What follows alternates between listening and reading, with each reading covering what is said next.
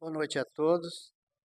Vamos, vamos abrir o nosso encontro.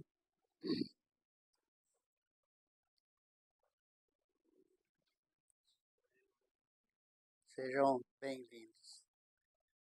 Vamos abrir esse nosso encontro, como sempre, convidando os bons amigos, Jesus, nosso mestre, nosso amigo, nossa luz, a nossa direção, para que amparem a todos, ampare o expositor, ampare a casa, para que ela possa continuar oferecendo guarida para aqueles que, como nós, desejam aprender, mas principalmente aprender a servir com Jesus. Um dia poderemos nos qualificar, nos classificar como servidores. Por enquanto, aprendizes, com vontade, com desejo de crescer. Seja, Senhor, a tua paz e o teu amor conosco, iluminando os nossos dias, iluminando as nossas ações e as nossas atitudes. E que a gente continue nesse caminho de crescimento rumo ao bem maior. Hoje e sempre, Senhor, muito, muito obrigado por tudo. Bem,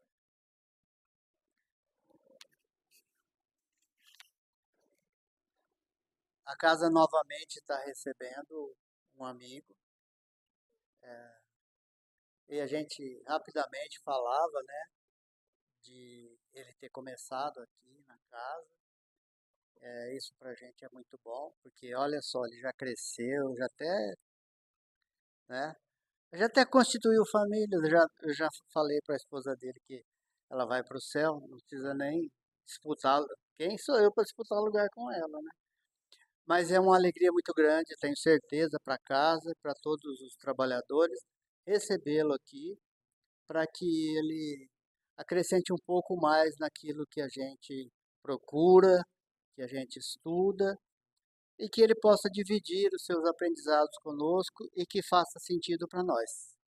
O Éder hoje é um próspero morador de Ribeirão Preto, né? Então ele, ele, se, ele se deu ao trabalho de vir para a nossa cidade. Então vamos vibrar por ele, tá bom? Obrigado, viu?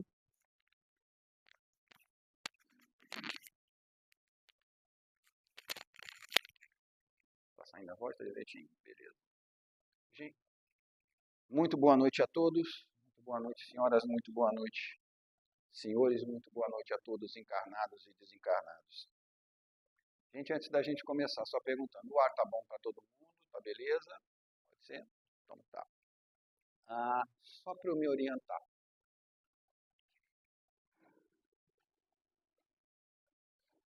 Bom, querido, só para eu me orientar, por favor.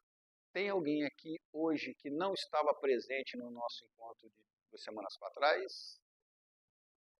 Perfeito, bastante gente, muito legal. Tá tudo gravado, depois vai ficar disponibilizado, tá bom? Vamos dar uma recapituladazinha antes da gente entrar propriamente dito, né, no material que a gente tem para reflexão hoje.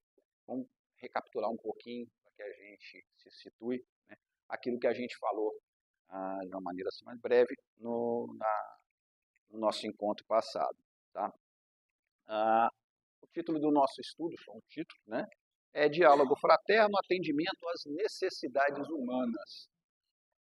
O foco desse estudo é o trabalho e o trabalhador que desenvolve essa atividade, que eu particularmente gosto de chamar de entrevista, de atendimento fraterno, e no trabalhador dessa atividade, que eu gosto de chamar de dialogador, outros chamam de atendente. Antigamente era muito comum se chamar aos trabalhadores da reunião mediúnica, especificamente, né, como doutrinador. Tá? Então, assim, a nomenclatura não importa muito, o que importa é o que a gente faz durante esta atividade. Né? A gente viu que essa atividade ela não é um bate-papo, não é uma conversa, não é uma troca de figurinhas, não é uma troca de ideias, é um diálogo com um objetivo definido, e que esse objetivo é, de alguma forma, levar ao indivíduo o conhecimento das suas reais necessidades e a sua capacidade de fazer frente ao desafio de atendê-las. Então, isso é basicamente o resumo, né, do que a gente tem como em relação a essa atividade, né? Aí falamos das qualidades, das características, né, desejáveis do trabalhador. E a gente lembra que o trabalhador, para essa atividade, é sempre alguém muito curioso, muito interessado na figura humana, no comportamento humano, na sociedade como um todo, o relacionamento entre nós, ainda que encarnados e desencarnados, né? Falamos das áreas de interesse, de estudo, paralelo não só ao Evangelho, mas também à doutrina espírita, né? Como filosofia, história, geografia, sociologia, psicologia. Todas essas são áreas, além das ciências também, né? Ciências físicas, biológicas, são todas áreas de interesse do conhecimento humano. Todas elas nos serão úteis dentro desse tipo de atividade. Tá? Que mais que a gente lembrou? Nós falamos também da necessidade que nós temos, né, para podermos efetuar essa atividade, de conseguirmos fazer silêncio interior.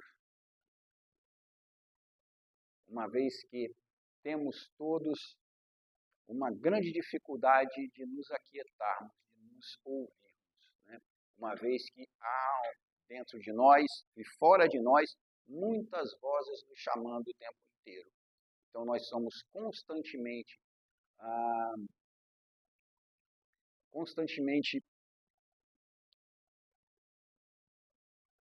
tentando achar a palavra agora, não está saindo, nós somos constantemente assediados, né?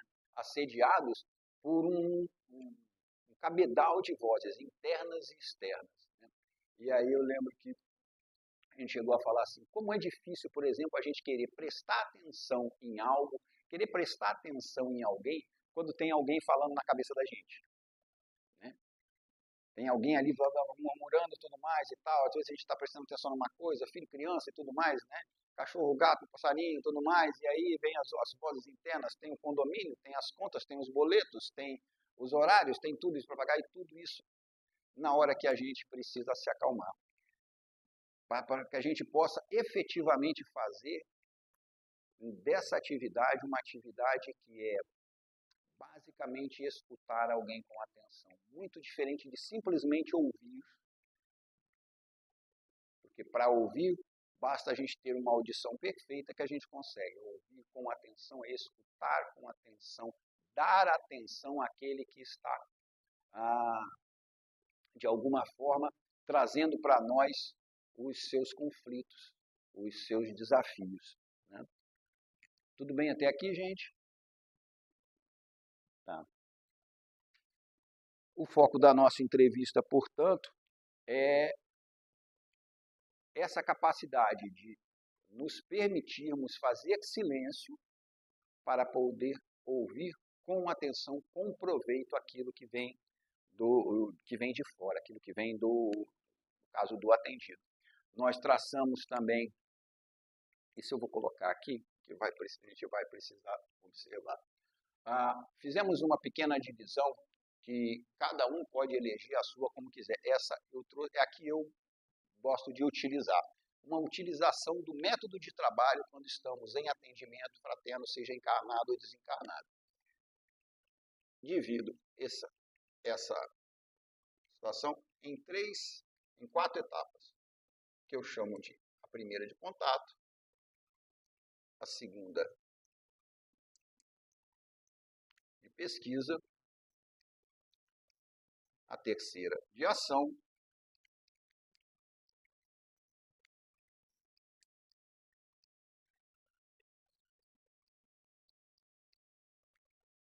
e encerrando a finalização.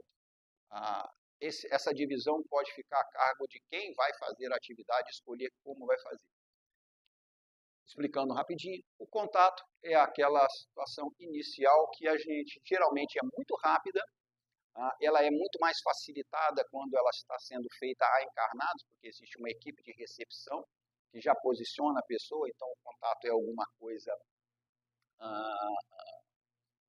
mais facilitada nessa modalidade, na modalidade do encarnado, porém é imprescindível que a gente não desdenhe de todos os pontos que podem estar englobando essa fase do contato.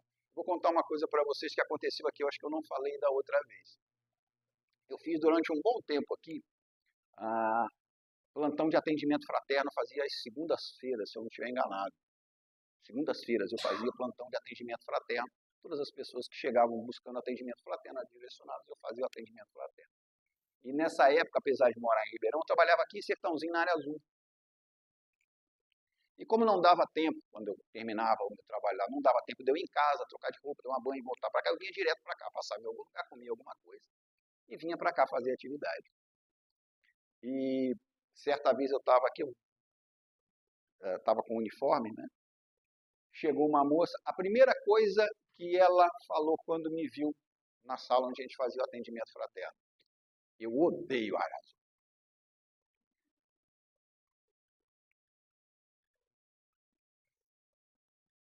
Entende como é que um detalhe, às vezes, simples, né, não tinha me passado pela cabeça que eu pudesse encontrar alguém que odiasse tanto, embora eu soubesse que tinha muita gente que odiava a área azul, mas não tinha me passado pela cabeça. Eu passei a trazer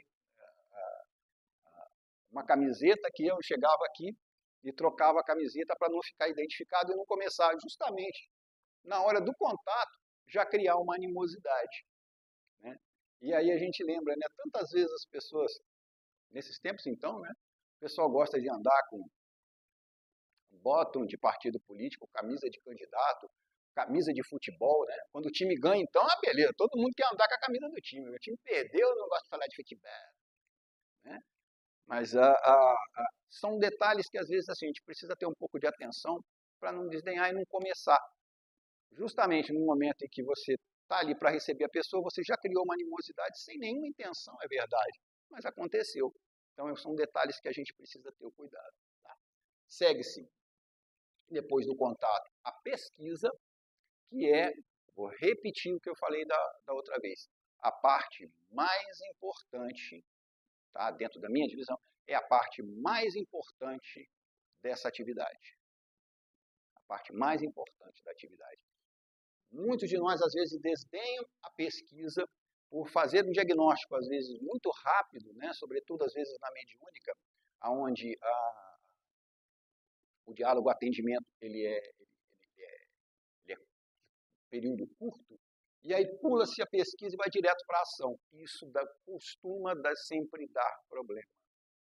Porque a ação ela só terá um efeito realmente positivo quando eu souber identificar qual é a necessidade, como a gente falou, né?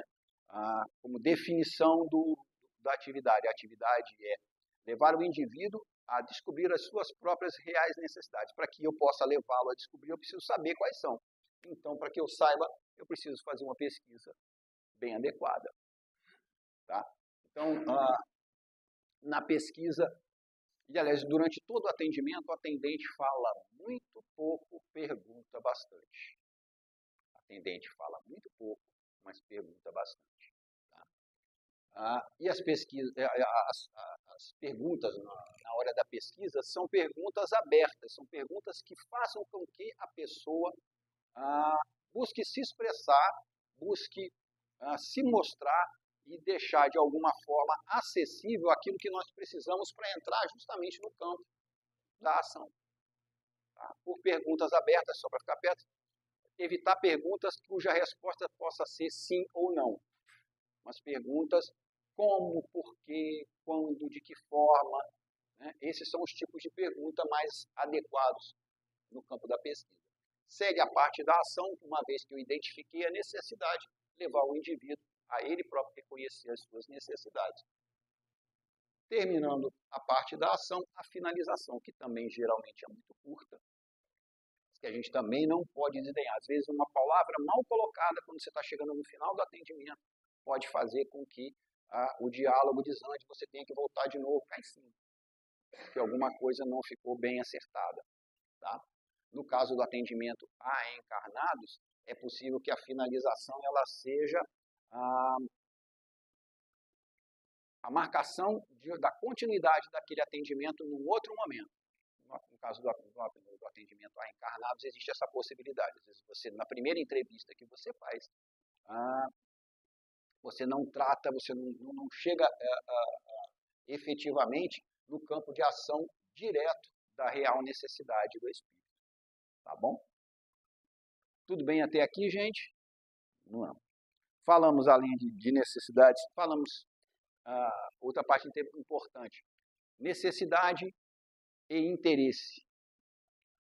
Boa parte daqueles que aqui buscarem essa atividade virão em busca dos seus interesses. Interesse é diferente de necessidade. Necessidade é aquilo que eu preciso, interesse é aquilo que eu quero. A gente vai exemplificar aqui como é que isso funciona.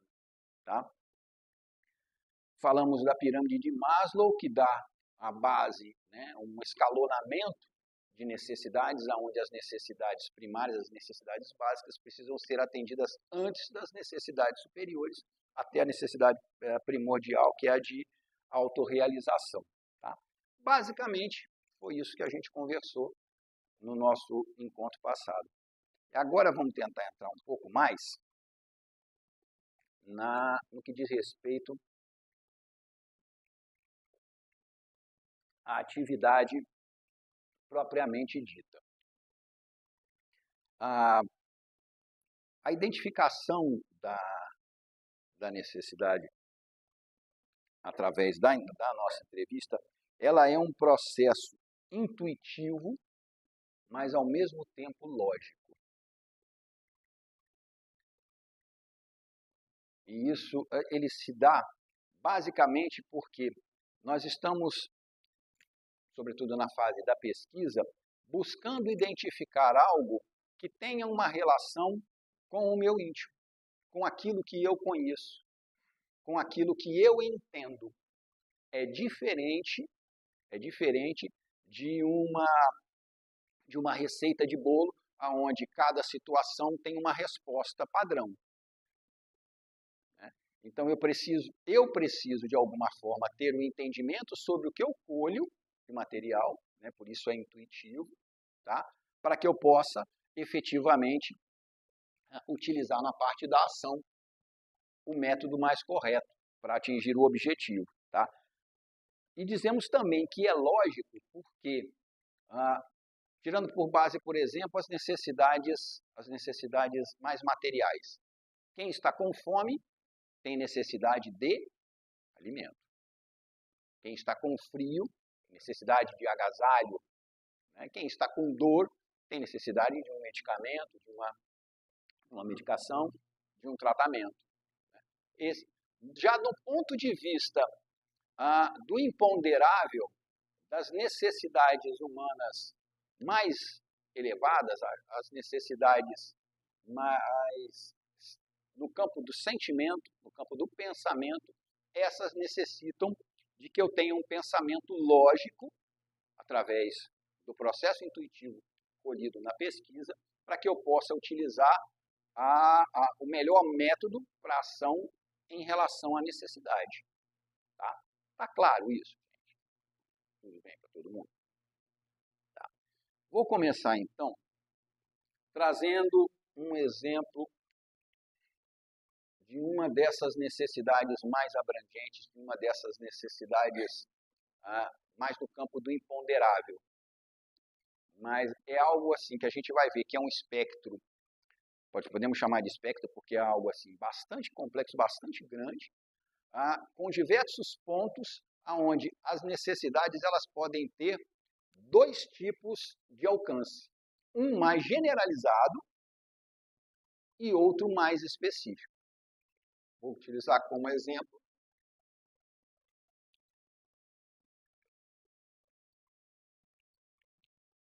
Culpa.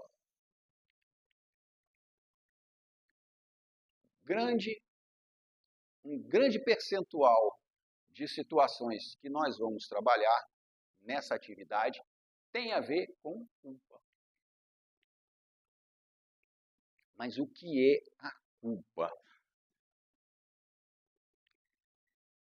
Culpa, gente, trazendo por definição, é a identificação ou a constatação e o entendimento da responsabilidade por um dano causado. Vou repetir. É a constatação e o entendimento de que eu causei algum tipo de prejuízo, algum tipo de dano, algum tipo de dor e cuja responsabilidade é minha. Isso é a definição do complexo que envolve culpa. Para essa situação, a Kardec trouxe para a gente, tanto no Livro dos Espíritos, na questão 990 em diante, também depois no Céu e o Inferno, na primeira parte, capítulo 7, Código Penal da Vida Futura. O método de trabalho dessa responsabilidade que vai levar à culpa. Nós vamos chamar, vou colocar aqui. Primeira parte.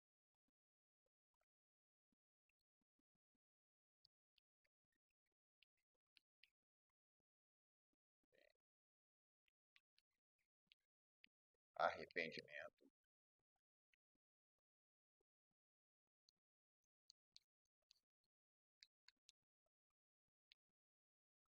Expiação.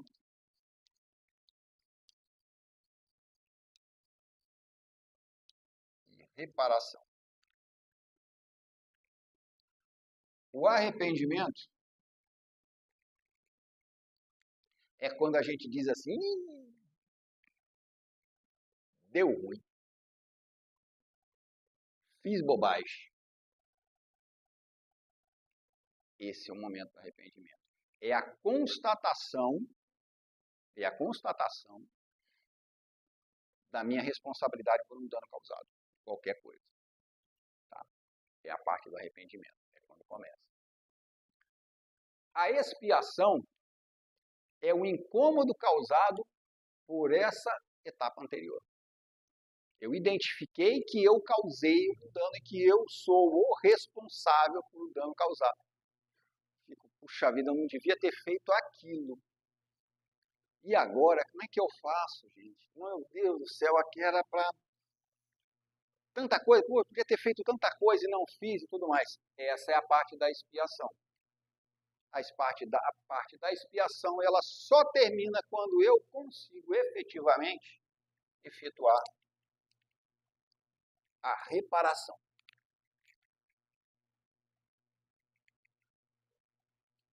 É aqui que é o final do processo iniciado por culpa. Quando efetivamente eu consigo reparar, eu consigo me sentir quite com aquilo que eu causei, com o dano, o prejuízo, a dor que eu provoquei e da qual eu sou o responsável direto, é que eu consigo efetivamente me sentir livre de um compromisso que eu tenho de reparação. Pode falar. Ah, peraí.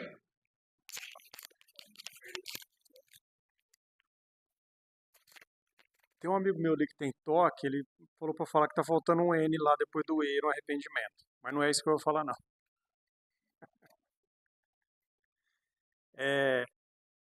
Essa reparação, ela precisa ser necessariamente com aquele ao qual eu prejudiquei?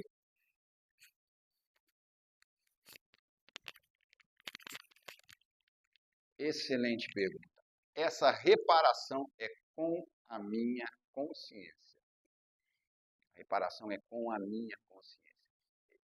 É possível que eu cause um dano a alguém e fique parado num processo de negação por centenas, às vezes milhares de anos, sem efetivamente assumir para mim essa responsabilidade. Vou dar um exemplo. Vamos supor o seguinte caso. Joaquina Ambrósia estava de casamento marcado com Astolfo Roberto, e no dia do matrimônio, Astolfo Roberto abandona Joaquina Ambrósia no pé da igreja para fugir com outra pessoa. Joaquina Ambrósia, diante daquela situação tão difícil,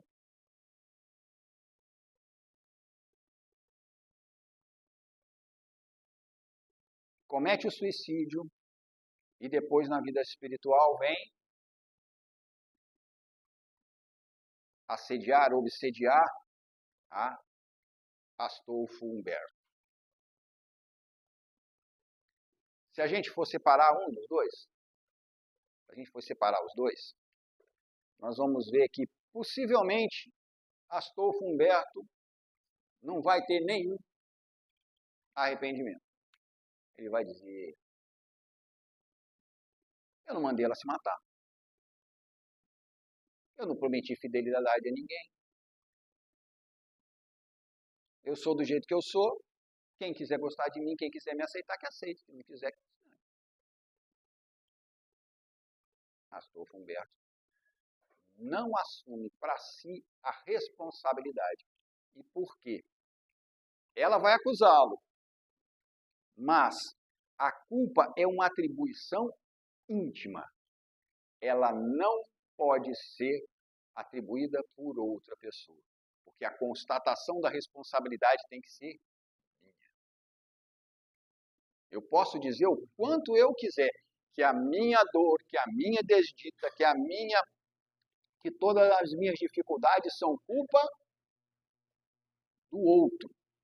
Outra coisa que a gente vai tratar aqui. Onde que eu vou colocar o outro? Vou colocar o outro aqui. Outro.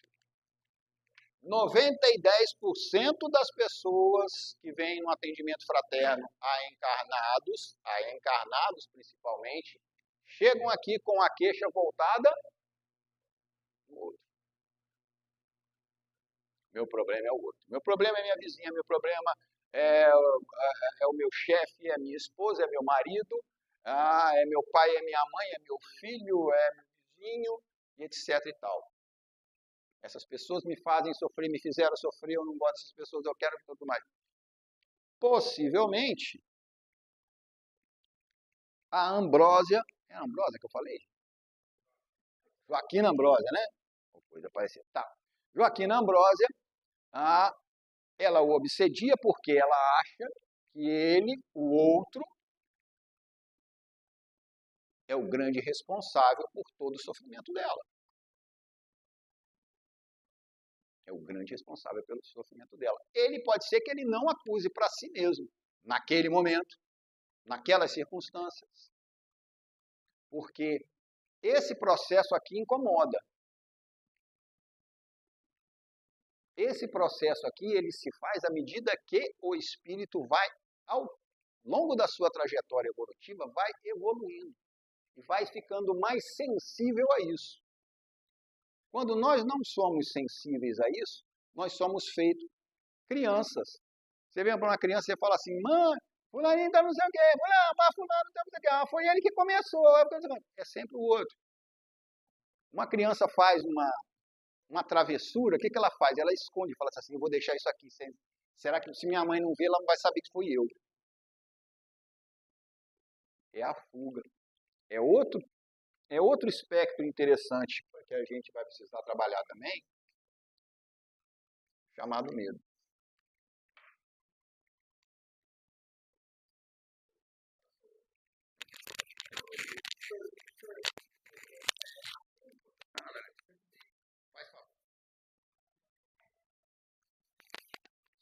Você entende a culpa como sendo o remorso? O remorso é o estágio de consciência da lei de Deus, onde a gente entende que o que eu fiz por minha culpa e eu feri, transgredi a lei de Deus, e por isso ele vem na minha consciência, daí eu procuro, aí vem a expiação e aí eu tenho a consciência da reparação.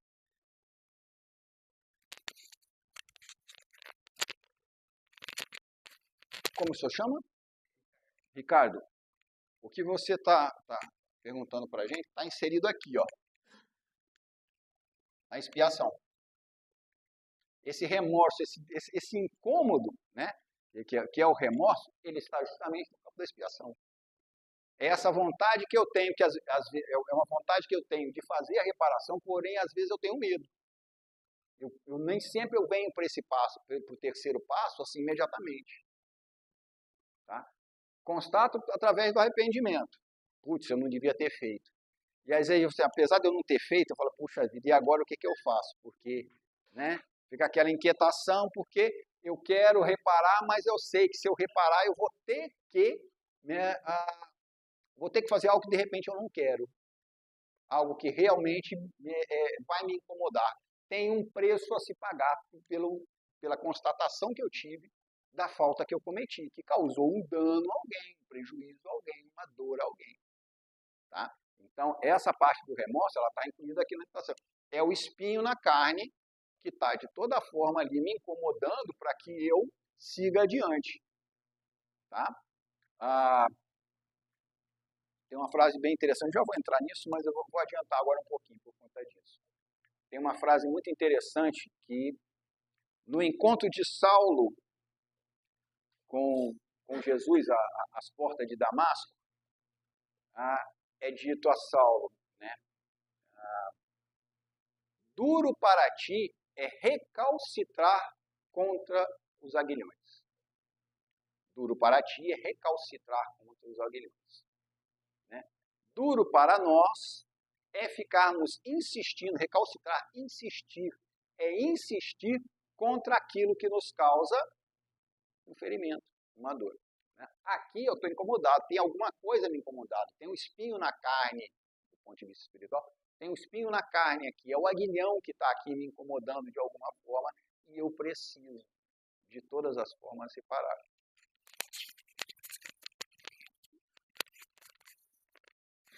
Eu acabei de abrir o panfletinho aqui do estudo, eu vi que não tem hora para terminar, então eu vou perguntar. Né?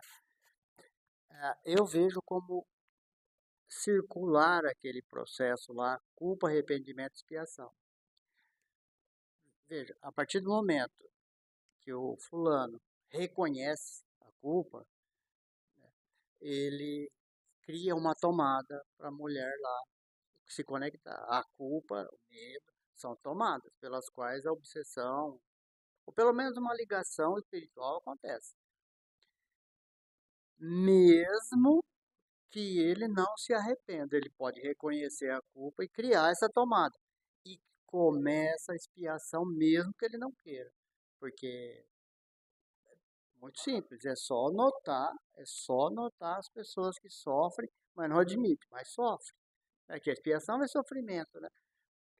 Então, assim, é circular para mim, né? É circular isso aí. E culpa e medo são tomadas que ficam abertinhas ali para obsessão.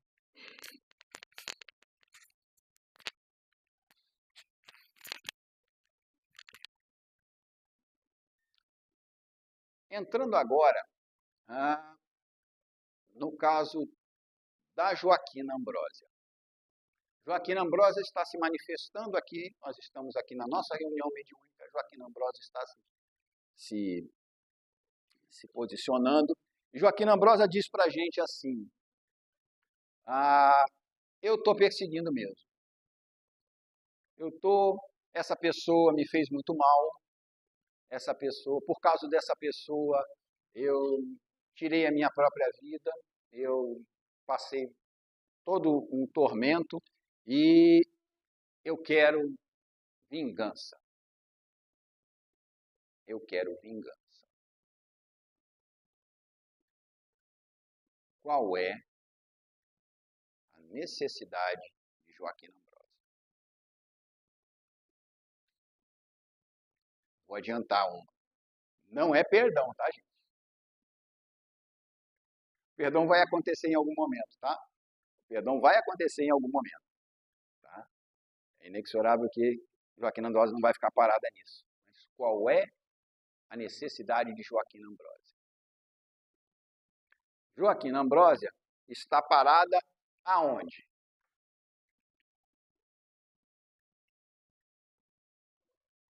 Aqui. Aqui está Joaquim Ambrósio. Consequentemente, a gente identificou a necessidade dela. Agora, qual que é, a partir daqui, qual que é a necessidade dela? Se ela está fixada aqui, aonde Joaquim Ambrósio deve estar fixada? Nela mesma. Ela está fixada em tudo que ela pode proporcionar de ruim para o outro. Necessidade de Joaquim Ambrósio é perceber que ela tem como meios a vir a se preocupar com a própria felicidade. Voltar-se para si. A ação do atendente, do dialogador, é levar Joaquim Ambrósio a pensar, deixar de pensar um pouco no outro, fazê-la enxergar que a infelicidade do outro não vai constituir a sua felicidade, para que ela possa efetivamente pensar no que ela tem de felicidade pela frente. Com a situação intuitiva, cada um de nós, segundo tantas possibilidades, vai poder, de alguma forma, elencar o caminho para fazer isso. Nós poderíamos, por exemplo, sugerir aqui, né? Estamos no diálogo com ela e perguntamos, me diz uma coisa, como é que você imagina a sua vida de uma maneira feliz, realizadora? Entendem que é uma pergunta aberta, que ela faz tanto está inserida no campo da pesquisa, quanto da ação, ela tem que falar dela. E nesse momento ela não está sendo convidada a pensar no outro. E pode ser que ela queira voltar. Ela fala assim, eu só vou ser feliz quando eu ver ele infeliz. Ela está recalcitrando contra o aguilhão. E a gente pode dizer para ela, numa situação como essa, por exemplo, seguindo essa linha de raciocínio, poderia ser outra, tá? Seguindo essa linha de raciocínio, poderíamos dizer para ela, tá, vamos supor que você já fez isso, ele já foi feliz, ele já se anulou, já virou pó de traque. A partir de agora, o que você faz? A partir de agora, como você imagina a sua vida sendo feliz e realizadora? Muito possivelmente, Joaquim Ambrósio não vai saber responder essa questão. Como muito possivelmente, quando nós estivermos atendendo a um encarnado e a fixação da pessoa for no outro, e você fizer alguma coisa semelhante, a pessoa também não saiba se posicionar. E isso se dá, o quadro vai ficando pequeno para mim. Eu também escrevo pouco e coisa pequena. Vou colocar aqui vou botar uma outra coisa. Vou colocar aqui para a gente, que não vai estar, tá aqui embaixo. Peraí.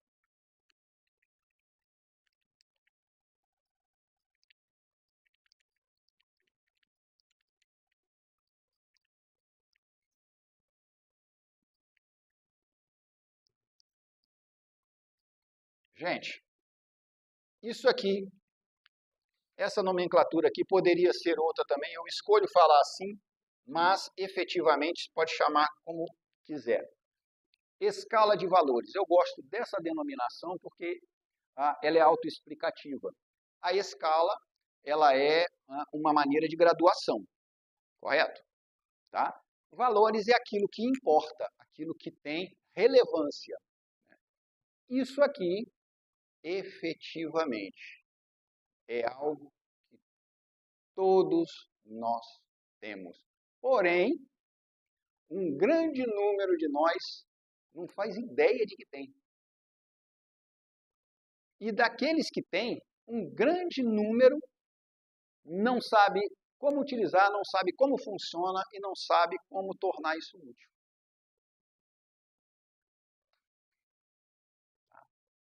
Escala de valores. Na escala de valores, eu vou ter sempre um ponto primordial e outros subsequentes. Na escala de valores, utilizando-se de uma maneira correta, o ponto primordial ele não pode ser contradito dos outros pontos. Como nós não sabemos que temos, ou quando sabemos que temos, não sabemos utilizar, normalmente isso aqui é uma bagunça. A cada passo do caminho, a cada circunstância que muda, mudam os meus valores. Volta e meia eles estão em conflito, eles estão em xeque, mas eu não tenho um valor primordial. Ele está sempre trocando de lugar com algum outro porque a circunstância mudou e aí eu tenho que mudar essa escala de valores.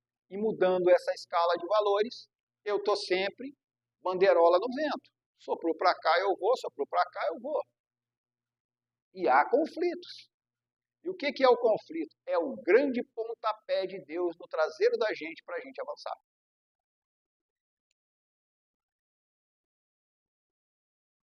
Então, quando a gente está, por exemplo, fazendo um atendimento a encarnados, e a pessoa está enrodilhada numa situação, você pode pedir para a pessoa, por exemplo, assim, olha, eu vou dar como lição de casa para você trazer na próxima semana a sua escala de valores. Explica como funciona e pede para a pessoa trazer.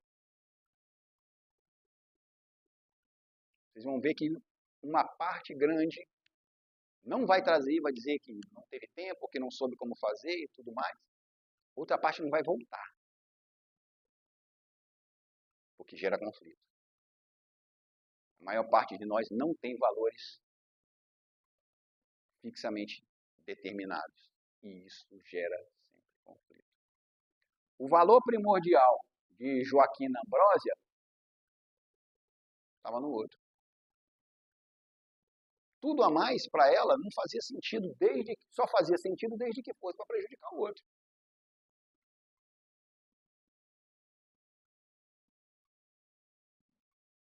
O nosso querido Humberto Joaquino, já que eu não lembro mais o nome, ele efetivamente tem como escala de valores simplesmente o seu ego, simplesmente a satisfação daquilo que lhe torna, que lhe oferece algum tipo de prazer imediato. Então, os relacionamentos das pessoas são... O livro da doutora Ana Beatriz Barbosa, se me falha a memória, Ana Beatriz alguma coisa, acho que é Ana Beatriz Barbosa, sobre psicopatas, explica bem o que é Humberto Eustáquio. Já mudei o nome de novo, mas é o mesmo, tá, gente? Tá? São pessoas que estão fixadas. Muito possivelmente, espíritos com essa natureza, elas têm uma fixação em um medo, possivelmente causado por algum trauma que não está nem no nível do inconsciente, está no nível não está nem no subconsciente, está no nível do inconsciente. Às vezes a encarnação de uma pessoa com essa natureza foi o último recurso utilizado pela espiritualidade para que ele começasse a acordar dentro de um processo. Então ele não vai se bater no arrependimento. Por enquanto. Tá? É comum, esses aqui jamais vão aparecer, esse tipo de personalidade jamais virá ao atendimento enquanto encarnado. Como desencarnado, quando ele se apresentar, muito possivelmente é porque a espiritualidade já o vê maduro o suficiente para tomar um choque. Então, ligado às energias moralizadas do médium, de toda a equipe que está o atendendo, ele começa de alguma forma a tomar um choque que efetivamente vai trazê-lo esse despertar. Pode ser que não aconteça em uma única sessão. Às vezes esse espírito vai manifestar uma vez aqui, pela primeira vez, depois manifesta no Batuíra, depois vai manifestar lá no Allan Kardec e vai assim. Em situações, às vezes passando anos e anos entre uma e outra. Já tivemos oportunidade de ver espírito dizendo aqui, Faz 30 anos já que eu vim aqui. E vocês vão falando sempre as mesmas coisas. Teve 30 anos para pensar aquilo que foi dito para ele em uma sessão anterior. E se ele vem e ele está incomodado, é porque bateu alguma coisa para ele. O reconhecimento de alguma coisa está batendo, ele já está incomodado. Tá? Tudo bem, gente, até aqui? Oi.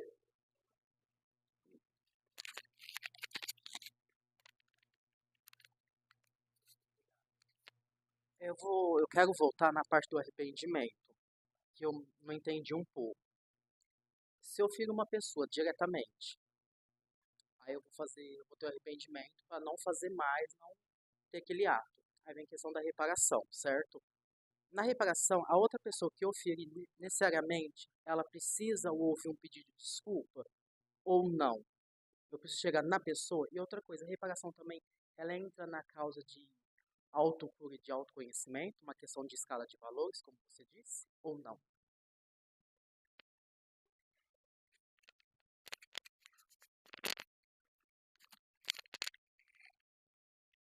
O arrependimento,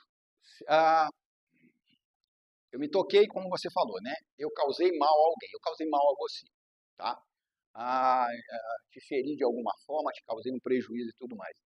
Eu posso querer buscá-lo para fazer essa reparação, mas você pode não estar acessível a mim. Né? Você pode, por exemplo, como no caso da Joaquina Ambrosia, ela não está querendo reparação dele. Ela está querendo que ele pague segundo a visão dela. Ela não quer um pedido de desculpas, ela não está acessível a pedir desculpas. Ou, às vezes, acontece, por exemplo, eu posso ferir você, né, eu firo você, mas você não acusa esse sofrimento, ou se acusa esse sofrimento é por um tempo, você mesmo toca a sua vida para frente e eu fico retido nesse processo.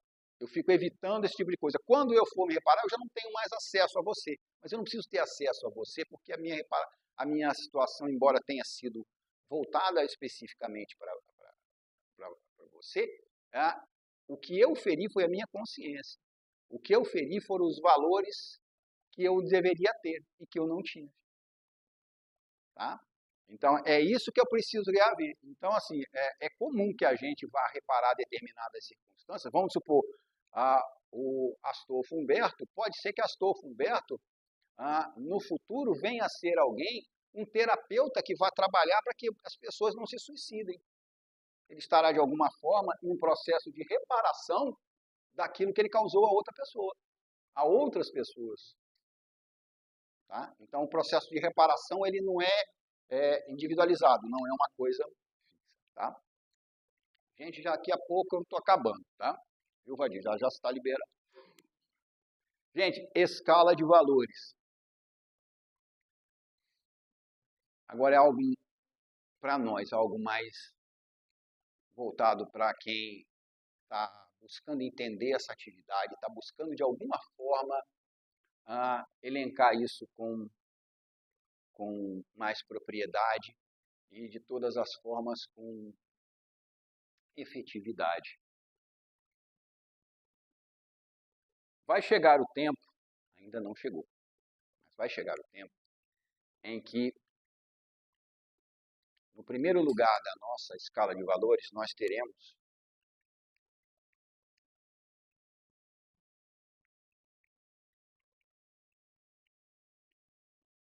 o Evangelho do Cristo. Essa é a nossa meta.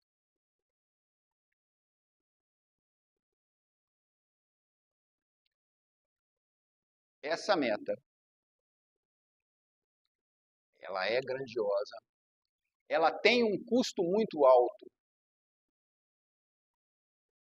Por isso, muitos de nós temos receio de fazer com que todos os itens que nós temos elencado ao longo da nossa trajetória evolutiva até aqui se percam.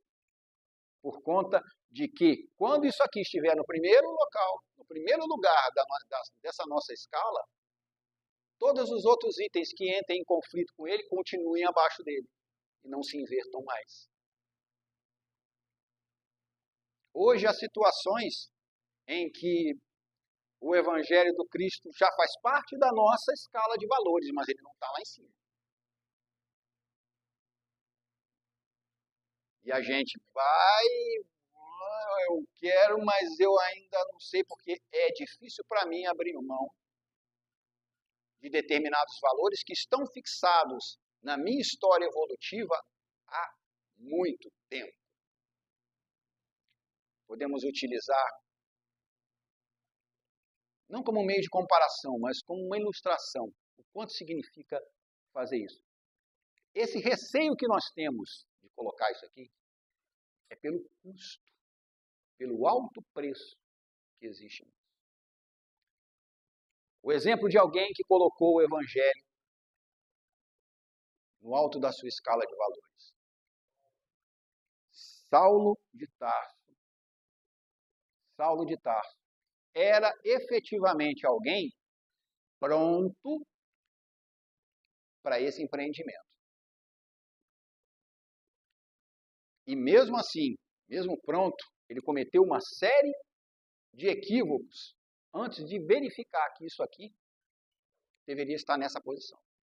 Mas ele era um homem temente a Deus, ele era um homem fiel à concepção mais avançada que existia de Deus na época dele. Vamos lembrar que aquele tempo era um tempo de politeísmo, de uma série de crenças, mas o povo hebreu, o povo judaico, era o povo que acreditava no Deus único. Paulo era fiel à lei de Moisés, à lei de Abraão. Por isso mesmo ele perseguia um evangelho que ele não conseguia entender. Ele precisou passar por conflitos gerados para que estivesse maduro o suficiente para ser chamado na hora certa pelo próprio Cristo.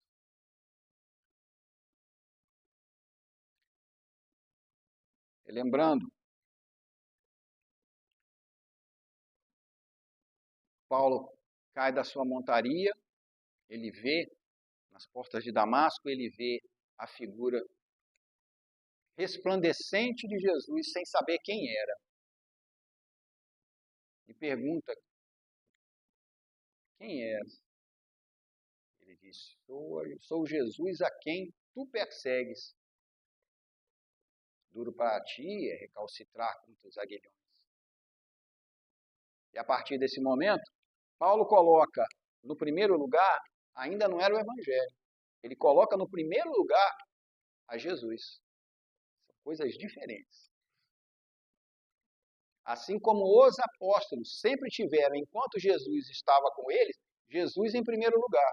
O Evangelho veio depois da saída de Jesus. Efetivamente, a confiança que era colocada sempre que Jesus iria fazer as coisas. Jesus ia resolver tudo. A partir do momento, daí compreendem o quanto é importante para a gente reconhecer a figura de Jesus e ao mesmo tempo saber que ele dá o espaço para que eu faça a minha parte e ele deixa como guia para mim o Evangelho. Paulo foi construir o Evangelho perdendo, abrindo mão de tudo que estava aqui nessa escala dele de valores anteriormente. A posição socioeconômica que ele tinha era extremamente alta. Ele estava colocado para ser o membro do Sinédrio, nada mais, nada menos do que substituto de Gamaliel. Ele perdeu isso. As suas amizades, que circundavam toda essa situação, ele perdeu isso, viraram as costas para ele. A sua família, todos os seus familiares, viraram as costas para ele. Os cristãos, a quem ele havia perseguido e ele agora queria abraçar, ficaram com medo dele. Então, ele se vê sozinho, doente, desorientado, tendo como companhia única a Cristo Jesus. Mas aí acontece isso que para nós a gente chama de milagre e não é. É consequência desse tipo de ato. Paulo recebe um atendimento fraterno, inesquecível e de lição para todos nós. Ele havia se isolado, estava perto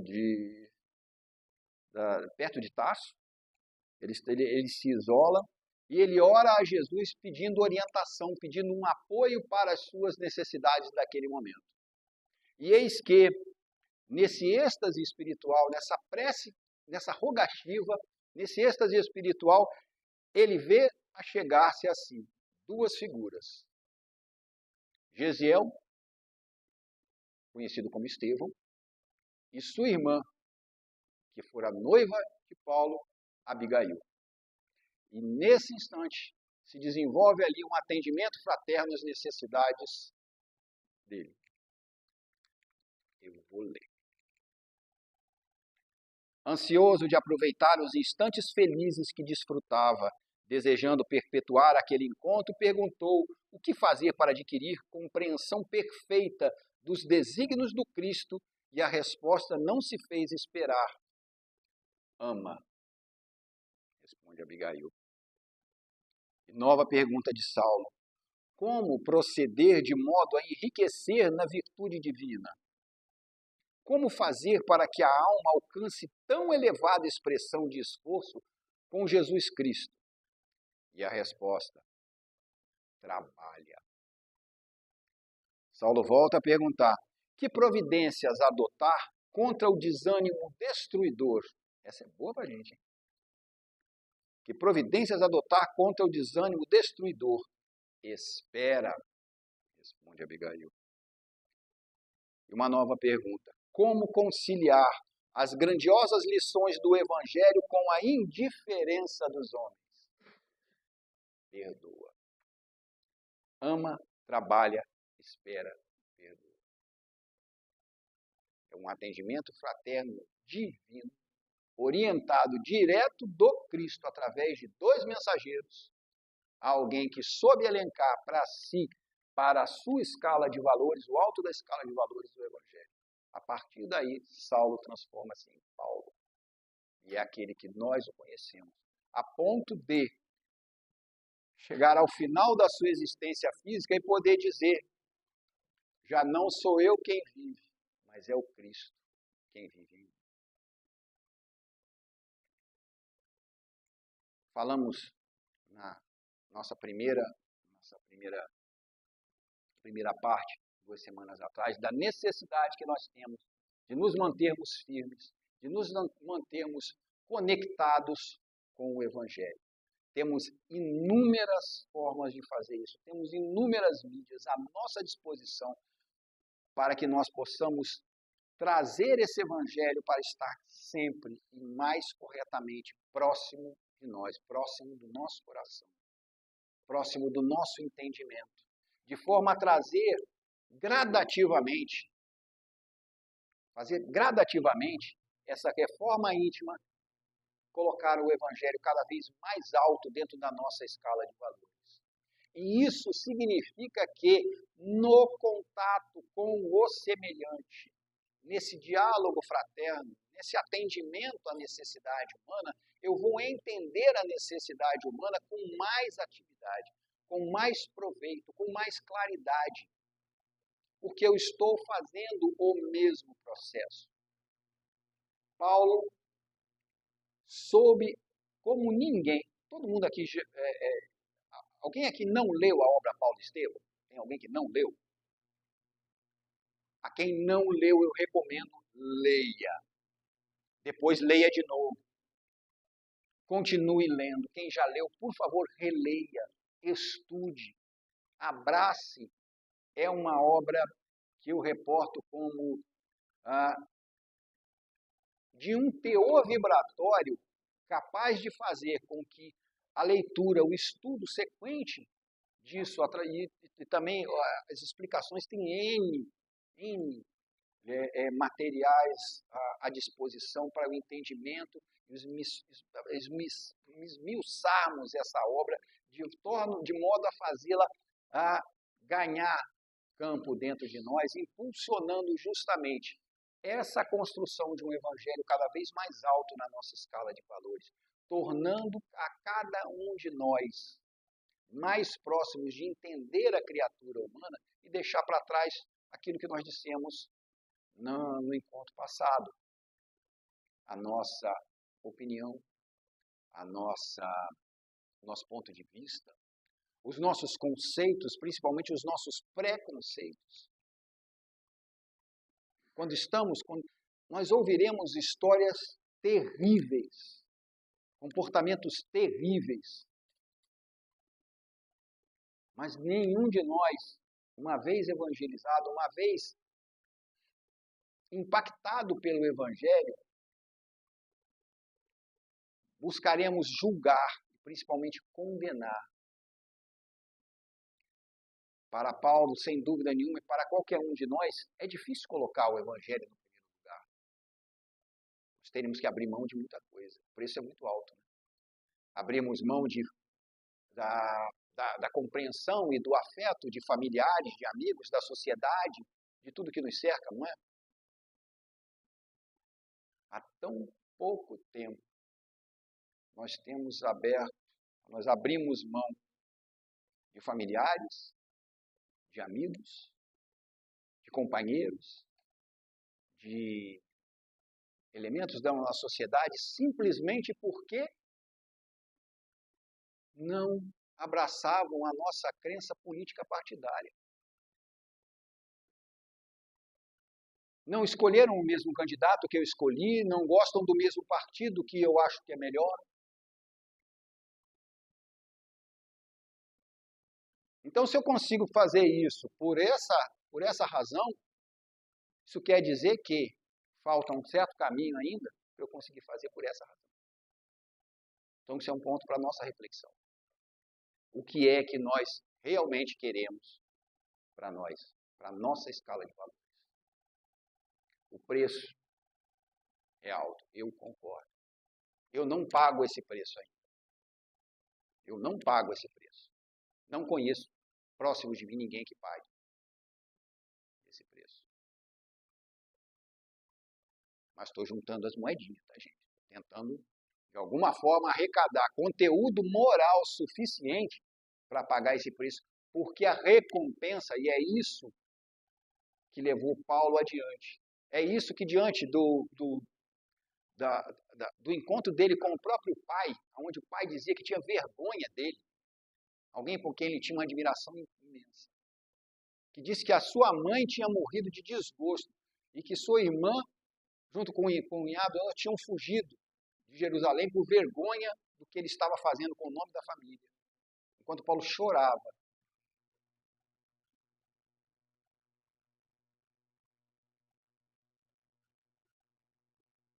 Dessa forma, então,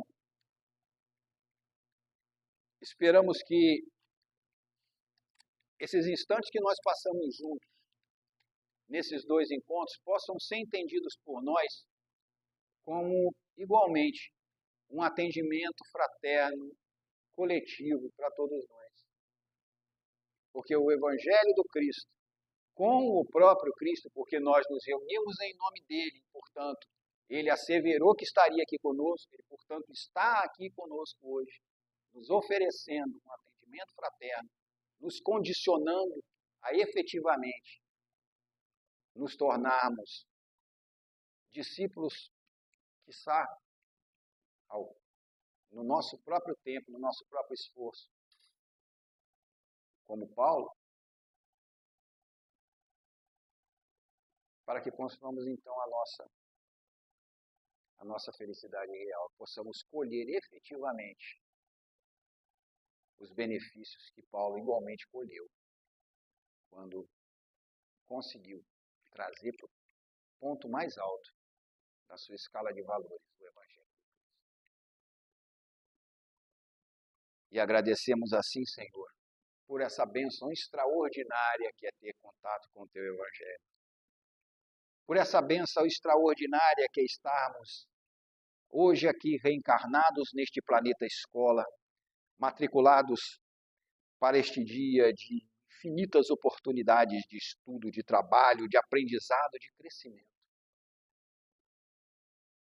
Muito obrigado, Senhor, por cada oportunidade. Muito obrigado, Senhor, pelas negativas de conforto que tantas vezes nós temos te pedido ao longo desta e de outras existências que nos teriam paralisado. Muito obrigado, Senhor, pelos conflitos geradores do impulsionamento que tanto necessitamos hoje e ainda amanhã e pelos tempos afora, para que nos movimentemos em Tua direção. Ansiamos, Senhor, poder alcançá-lo de alguma forma, poder lhe prestar a maior homenagem que é possível, que é a de levar o Teu Evangelho como páginas vivas, aonde quer que estejamos. Seja conosco, Senhor, hoje, agora e sempre. Que assim seja. Obrigado a todos.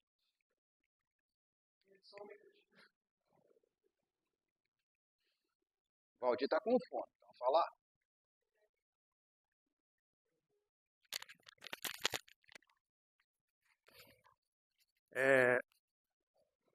Uma forma bem simples, assim, bem singela de expressar nossa gratidão para o nosso amigo Éder, sua família, se deslocar da casa dele, né, para vir aqui compartilhar esses ensinamentos conosco. A gente queria fazer um mimo aqui, lembrando que é para a família toda, viu?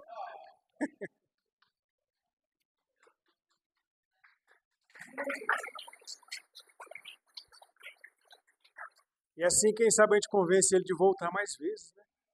No futuro.